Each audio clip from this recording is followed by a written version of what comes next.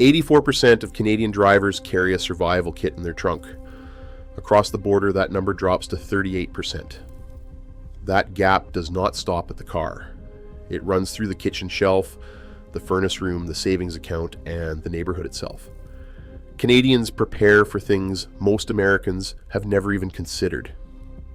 The reason starts with a single assumption, that when something goes wrong, help may not come for days.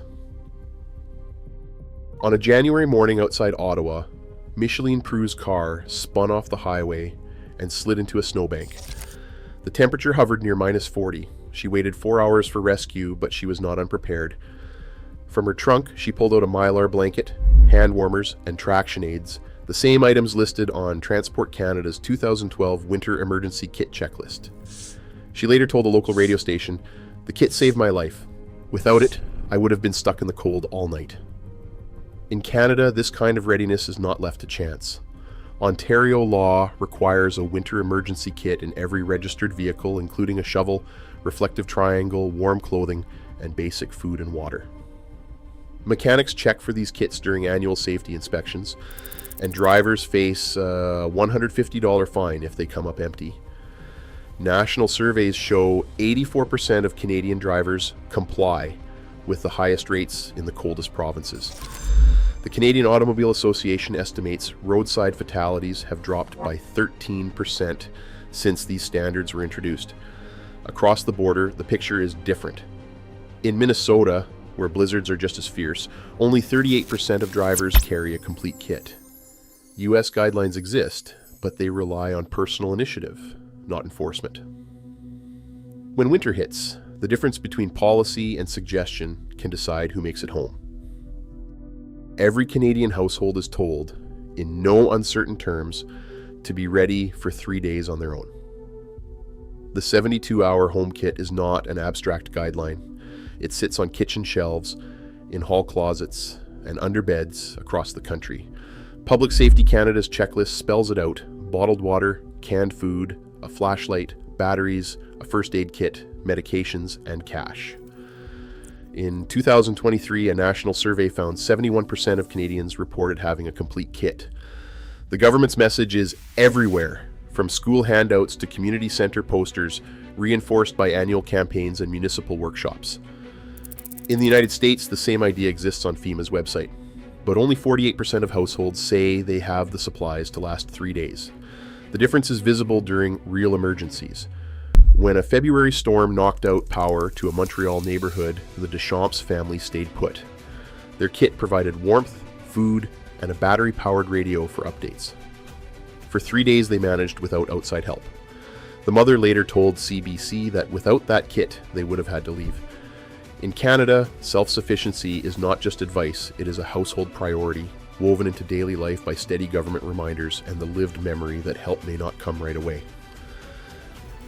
A small white carbon monoxide detector sits quietly on the wall of nearly every Canadian home, a device so ordinary that most people forget it's there. But its presence is not left to personal choice. In Ontario, the law requires a working carbon monoxide alarm on every floor of any dwelling with a fuel-burning appliance or attached garage. The regulation, first introduced in 2005 and expanded in 2026, carries real consequences. Landlords must install and maintain alarms, and failure can mean fines up to $10,000 per violation. Compliance is woven into the fabric of daily life, checked by fire inspectors, enforced during building permits, and reinforced by public safety campaigns. The result is a level of protection few countries match. National surveys put Canadian carbon monoxide detector ownership at 92%, with Ontario and Quebec leading the way. Since these mandates took hold, carbon monoxide fatalities have dropped by more than half, a 57% decline in just over a decade. South of the border, the contrast is sharp. Only 44% of households in the United States report having a working carbon monoxide alarm. Laws vary from state to state, and enforcement is often left to chance. The National Fire Protection Association points to this patchwork as a reason why American deaths related to carbon monoxide have barely budged. In Canada, a simple legal requirement has quietly become a lifesaver, shifting preparedness from a personal preference to a public expectation. At noon on August 18th, 2023, Yellowknife's evacuation order went out. Within 2 hours, nearly 19,000 people had left their homes and found shelter.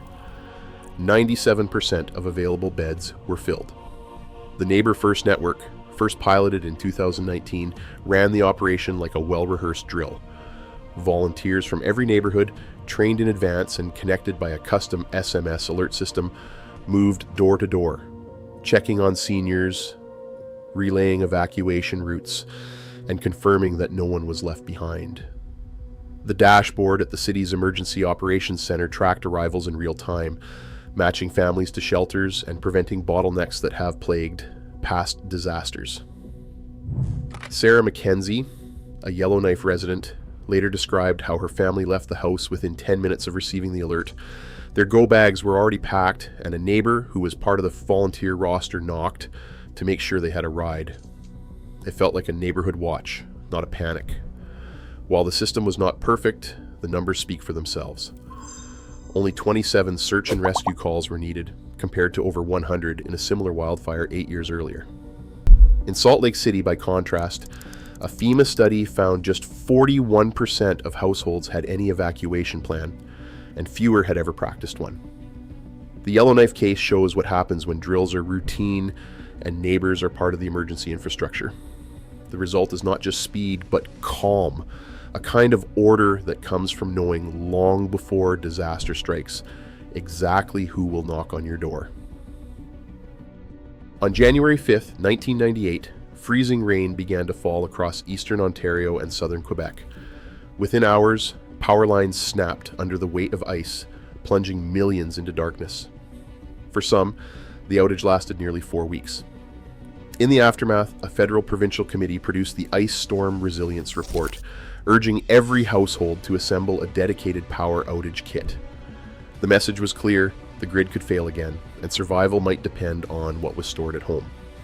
Claude Belanger, an electrician in Saint-Hyacinthe, remembers that night vividly.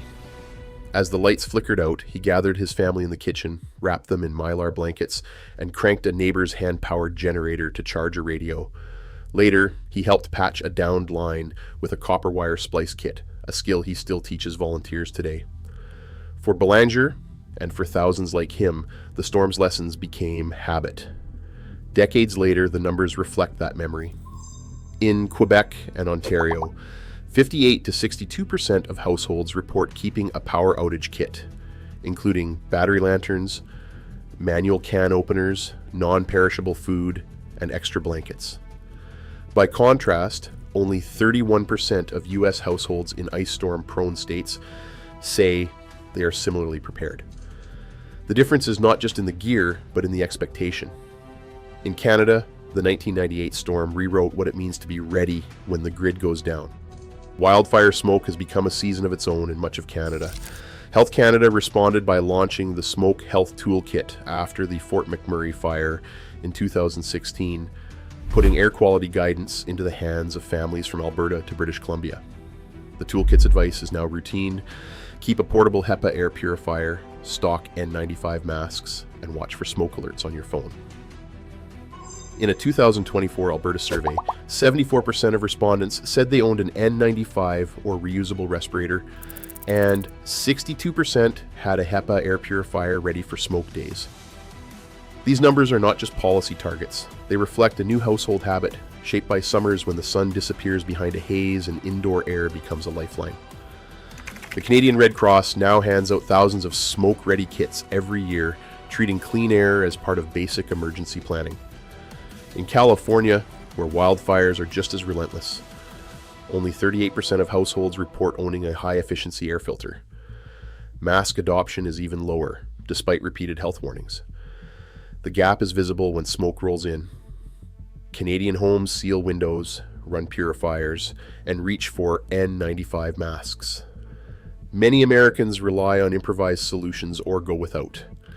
In Canada, wildfire smoke is no longer an unpredictable crisis. It is a recurring event, and households are expected to plan for it. The difference is not just in the air, but in the quiet expectation that every home will take measures to protect itself when the sky turns gray.